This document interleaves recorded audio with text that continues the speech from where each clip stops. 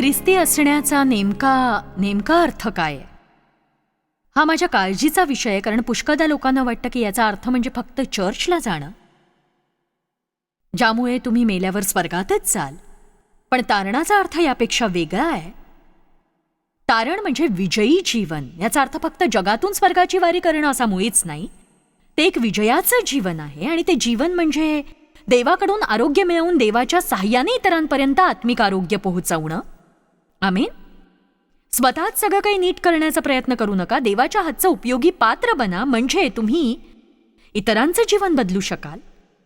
एक गोष्ट माझ्या मनात नेहमी येते की बरेच लोक, प्रत्येक जण नाही, तुम्हाला हे ठाऊक असेलच, पण बऱ्याच लोकांना हे ठाऊकच नाहीये की तुम्ही ख्रिस्ताला तारणारा म्हणून जेव्हा स्वीकारता तेव्हा देवाबरोबर तुमचं घनिष्ठ नातं निर्माण होतं, आणि ते प्रभू येशू ख्रिस्ताद्वारे होतं.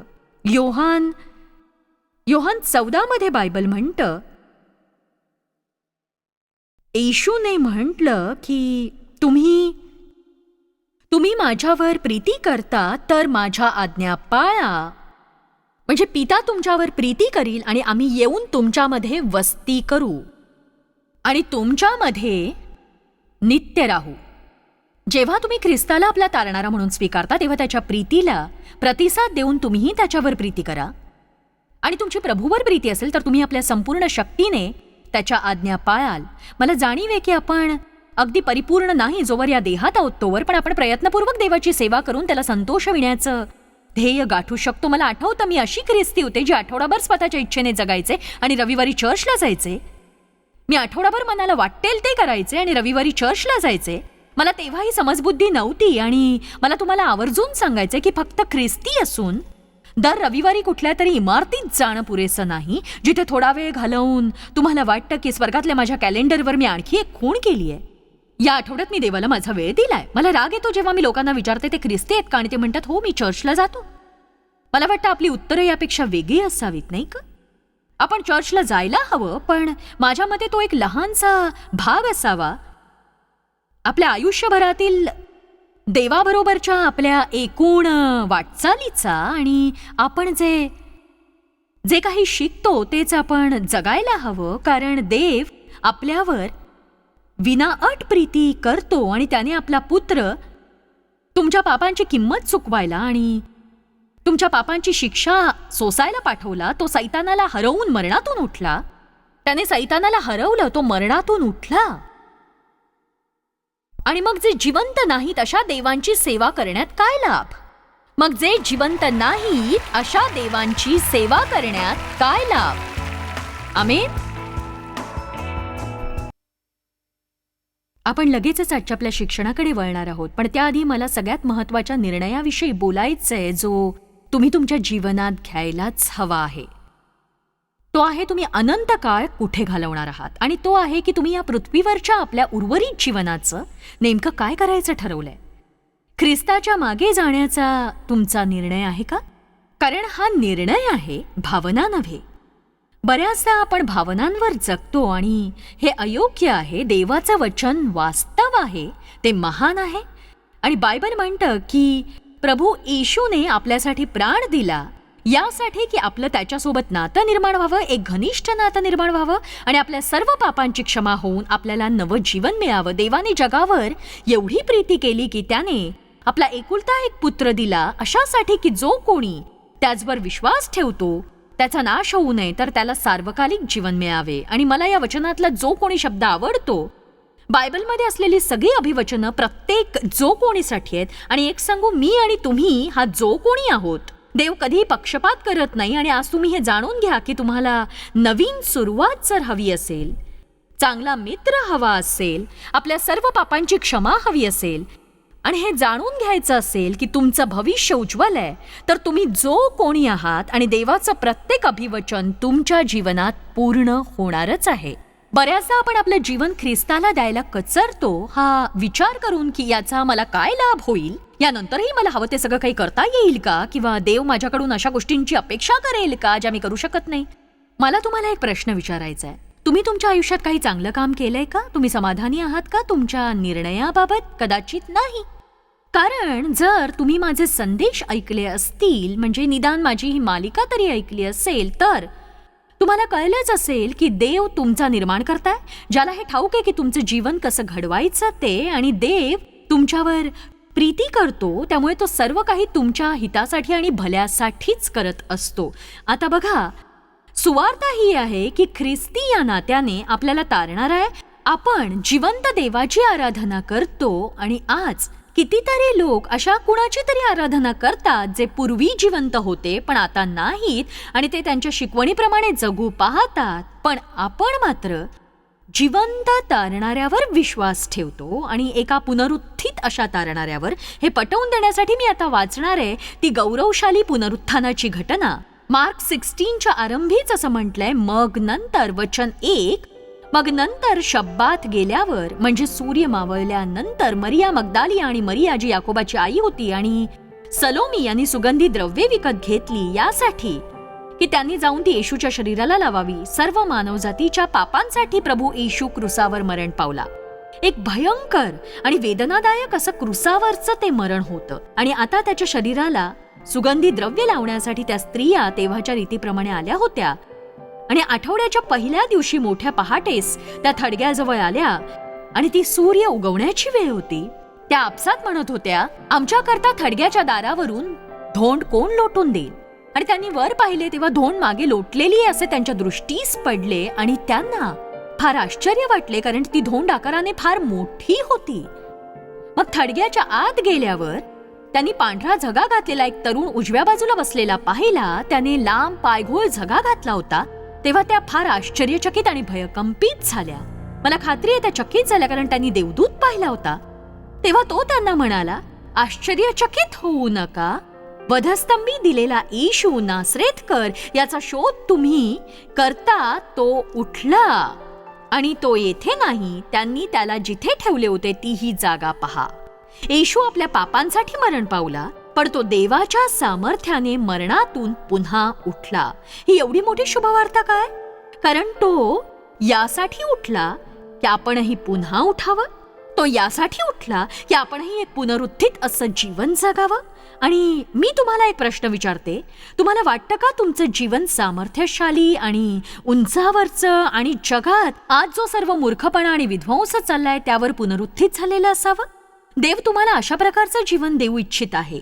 बघा, जेव्हा आम्ही लोकांना ख्रिस्ताला आपला तारणारा म्हणून स्वीकारायला सांगतो तेव्हा आम्ही त्यांना फक्त एक प्रार्थना करण्यासाठी आमंत्रण देत नाही, ज्यामुळे जेव्हा ते हे जग सोडून जातील तेव्हा त्यांना स्वर्गाच्या दारात नेणारं तिकीट मिळेल. तुम्हाला आमंत्रण दिलं जातं नवं कोरं जीवन स्वीकारण्यासाठी. बायबल म्हणतं, जर कोणी ख्रिस्तात असेल तर तो नवी उत्पत्ती आहे. जुने ते होऊन गेले आणि सर्व काही नवे झाले आहे. एका नव्या जीवनासाठी उत्सुक असे लोक हा कार्यक्रम पाहतायत. तुम्ही एका नव्या आरंभासाठी तयार आहात. अपराधीपणाच्या भावनांमुळे, दोष भावनांमुळे, दंड मिळण्याच्या भीतीमुळे, तुम्ही केलेल्या प्रत्येक चुकांच्या लज्जेमुळे तुम्ही थकून गेला आहात. तुम्हाला गरज आहे नवीन सुरुवात करण्याची. तुमच्यावरचं ओझं दूर झालेलं तुम्हाला नक्कीच आवडेल आणि तुम्हाला एक नवी उत्पत्ती व्हायची आहे.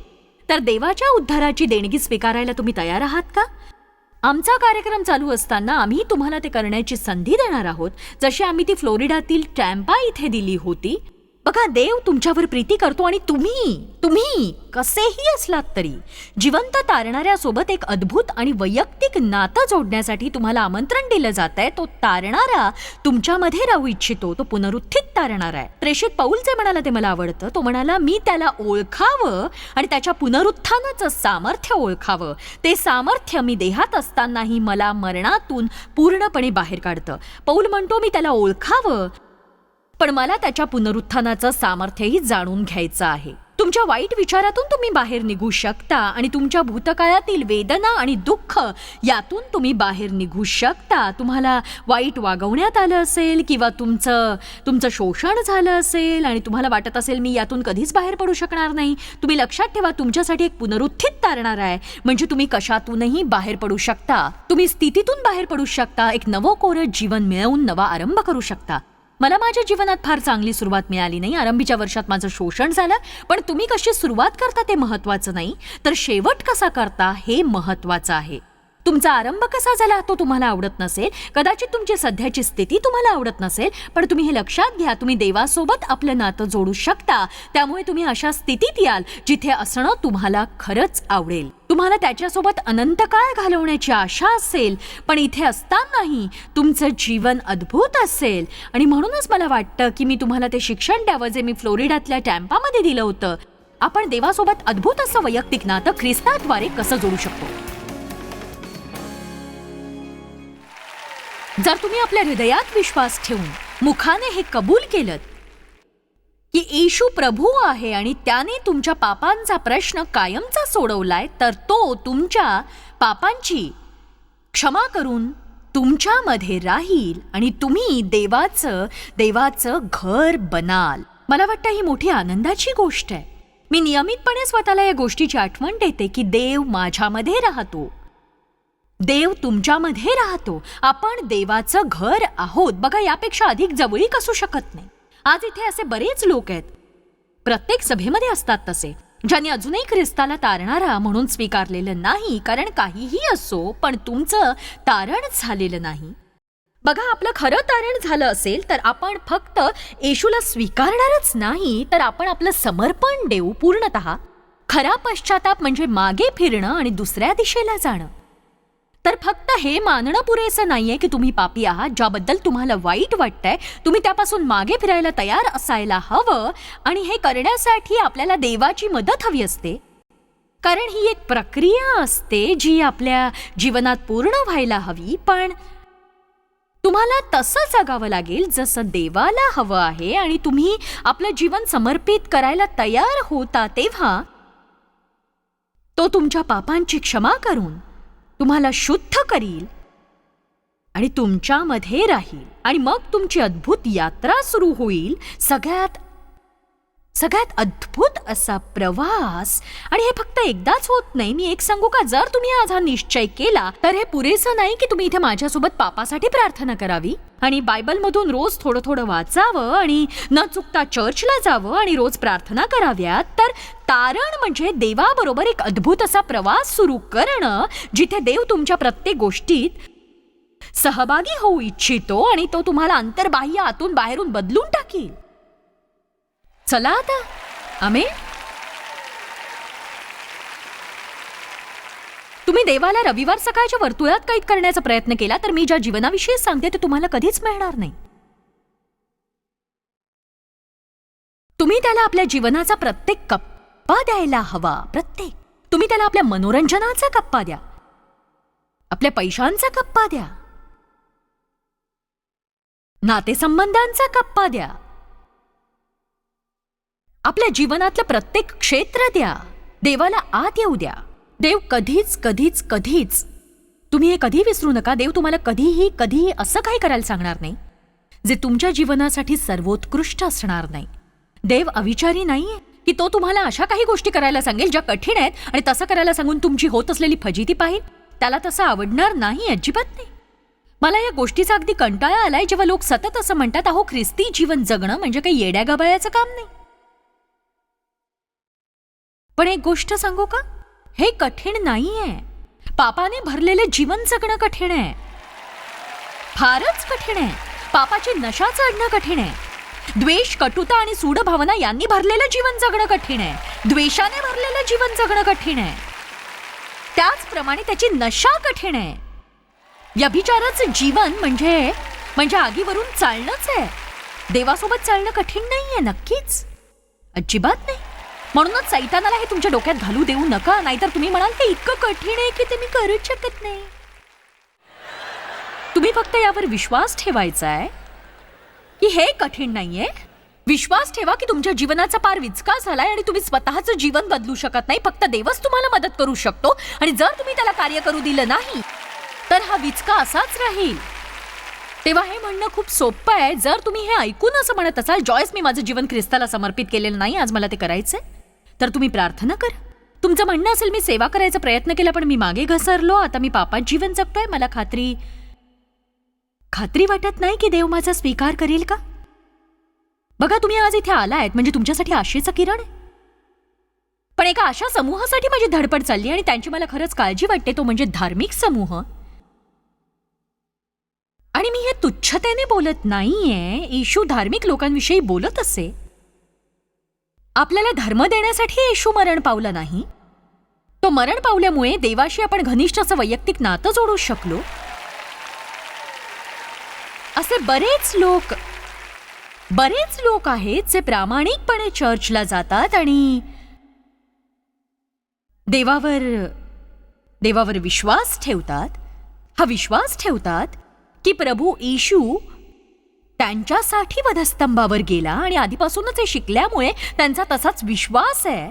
पण याचा त्यांच्या हृदयाशी किती संबंध आहे?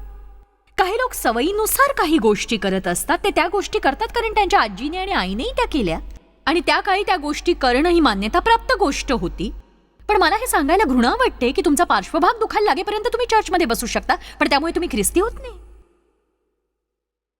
एकाच गोष्टीमुळे तुम्ही ख्रिस्ती बनू शकता, ती म्हणजे ख्रिस्ताला आपल्या जीवनात संपूर्ण अंतःकरणाने आणि मनाने स्वीकारून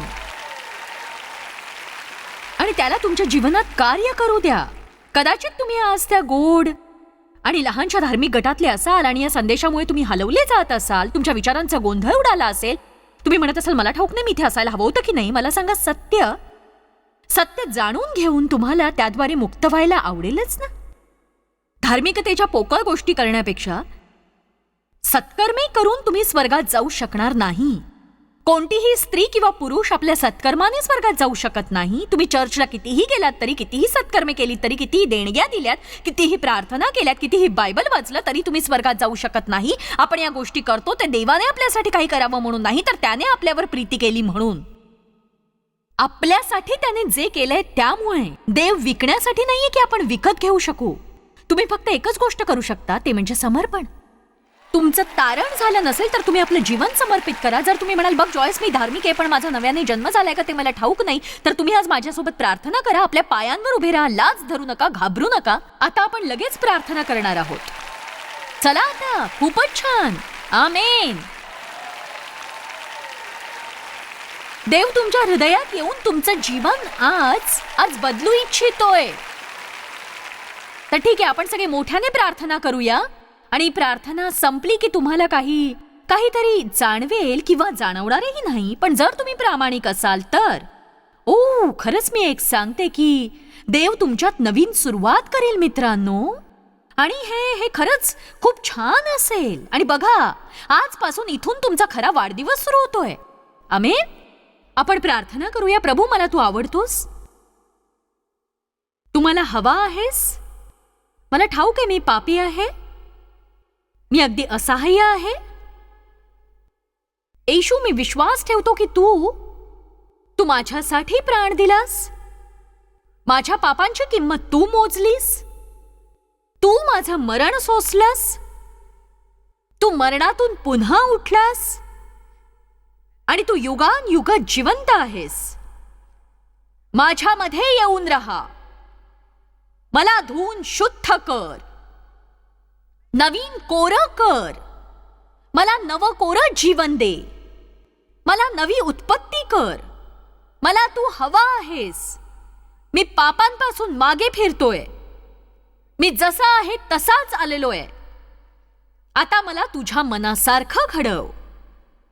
मी समर्पण करून तुला स्वीकारतो आहे. मला ठाऊक आहे की तू माझ्यावर प्रीती करतोस. मला ठाऊक आहे आता माझं तारण झालंय. आता मी स्वर्गात जाईन आणि मी प्रवासाचा आनंद लुटेन.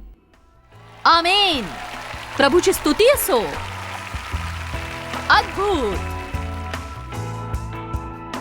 तुम्ही आता तारणाची प्रार्थना केली असेल तर नव्या जीवनात तुमचं हार्दिक स्वागत आहे. आणि हे लक्षात ठेवा की प्रत्येक गोष्ट तुमच्यासाठी ही अगदी सोपी असणार आहे.